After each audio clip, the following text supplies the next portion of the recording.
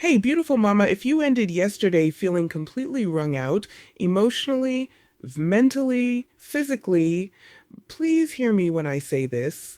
You are not failing. You are carrying a very real, very studied load that research consistently shows is heavier for autism moms than almost any other group of parents.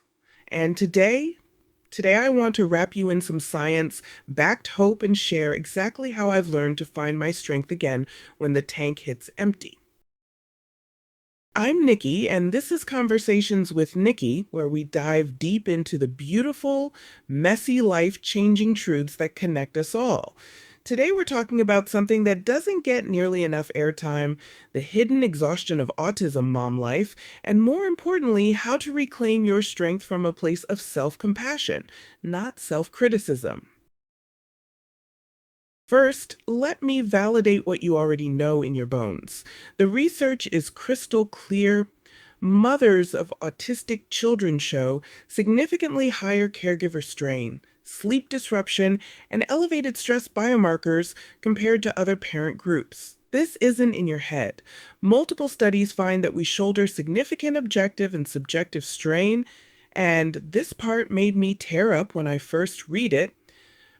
Burnout directly correlates with our child's symptom severity and independence needs.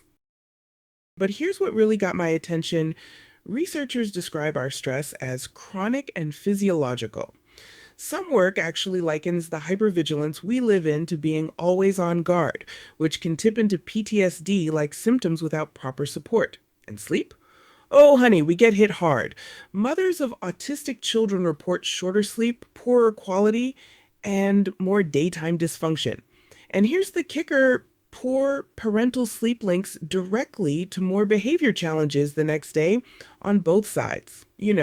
When I first read these studies, I had this moment of validation that brought me to tears. For 4 years, I'd been telling myself I should be stronger, more patient, more resilient. But seeing our experience reflected in peer reviewed research, it changed everything. Because suddenly, this wasn't about personal failure. This was about recognizing that we're navigating something genuinely difficult, something that requires real tools and real support. And here's something else the research reveals that I think is crucial for us to understand: the unpredictability factor.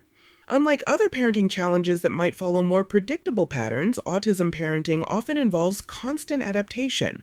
What works today might not work tomorrow. A strategy that's successful for months might suddenly stop being effective. This constant recalibration isn't just exhausting, it's neurologically demanding.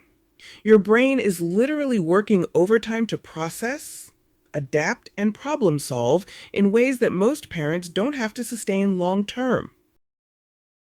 When researchers dig into our personal accounts, three themes show up over and over again. First, invisible labor, the constant appointments, forms, advocacy, IEP prep, and planning for sensory and communication needs that no one else sees. Second, social strain. The stares in public, the unsolicited advice, the shrinking number of safe spaces where your family can just be. And third, this one always gets me: the identity squeeze. That complex dance between the profound love for your child, the grief for expectations that shifted, and the relentless pressure to be endlessly resilient. But here's where it gets exciting, Mama, because there's so much that actually helps. And I'm not talking about generic self care advice that makes you want to throw your phone across the room. I'm talking about evidence based, lived practice strategies that recognize your reality and work with it, not against it. Let's start with microregulation because you can't pour from an empty nervous system. I'm talking about 60-second breathing patterns: 4 in, 4 hold, 6 out, as a pattern interrupt when tension spikes. Mindfulness and self compassion training show measurable improvements in parental stress and resilience, specifically for parents of autistic children. You don't need hours, you need consistency. Let me give you some specific examples of how these micro regulation techniques can work in real autism mom life. During a meltdown, yours or theirs, that 446 breathing pattern becomes your anchor. When you're sitting in the car after a difficult therapy session, instead of scrolling your phone and spiraling, you can use those 3 minutes to regulate your nervous system. When you're lying in bed at 2 a.m. mentally rehearsing tomorrow's IEP meeting, that breathing pattern can interrupt the anxiety loop and help you actually get back to sleep. The key is practice when you're calm so it's available when you're not. Second, protect your sleep like a medical appointment because that's exactly what it is.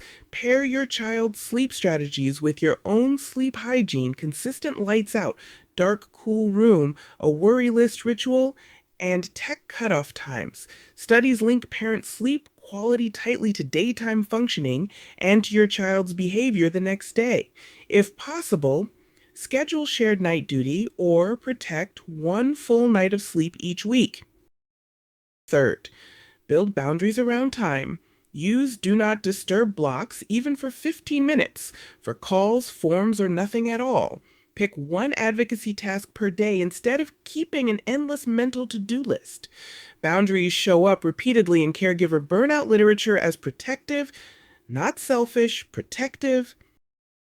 Fourth, don't go it alone. And I mean on purpose.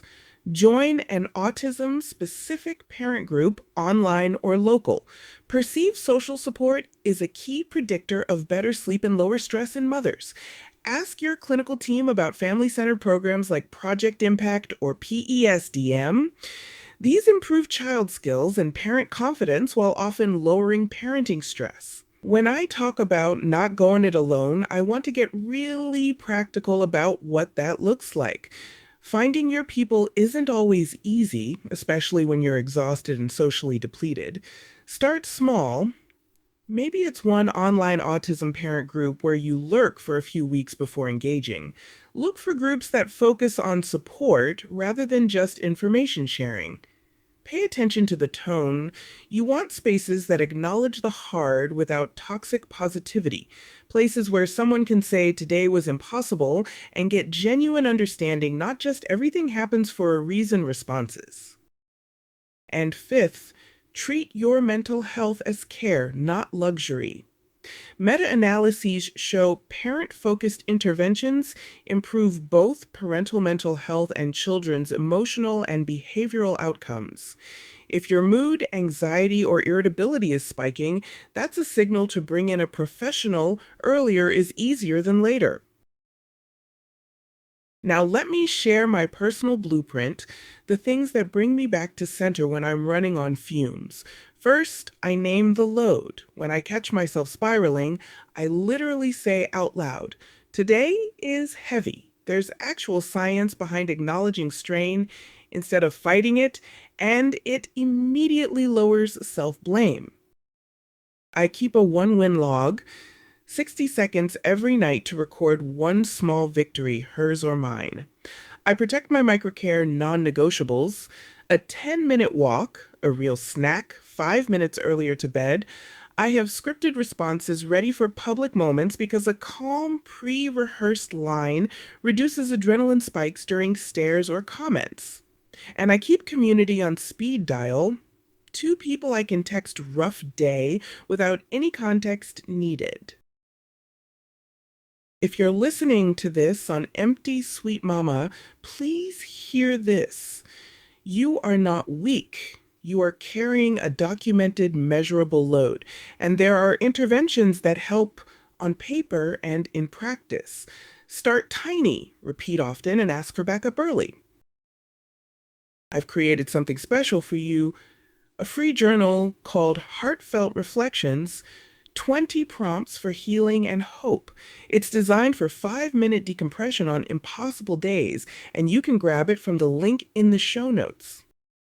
Here's what I want you to know. You're not just surviving this journey, you're part of something bigger. A community of fierce, loving moms who get it, who see you, and who are cheering you on. If this episode spoke to your heart, please share it with another autism mom who needs to hear these words. Follow Conversations with Nikki for more research-backed hope delivered with love. And remember, Your strength isn't measured by how much you can carry alone, but by how brave you are in reaching for the support you deserve.